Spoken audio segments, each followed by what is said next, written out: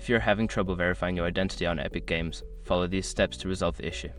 This guide will help you navigate the verification process effectively. Step 1. Check your email. Make sure to check the email associated with your Epic Games account for any verification messages. Look for any instructions or links that may have been sent to you.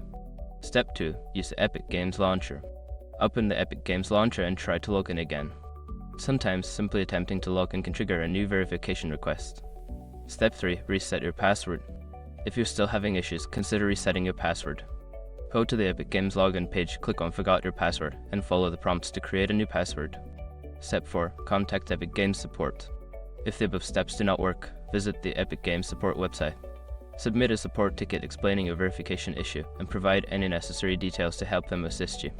Step 5. Enable two-factor authentication. Once your identity is verified, enable two-factor authentication on your account for added security. This can help prevent future verification issues and protect your account.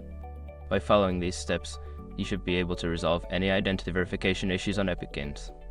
If problems persist, don't hesitate to reach out to customer support for further assistance.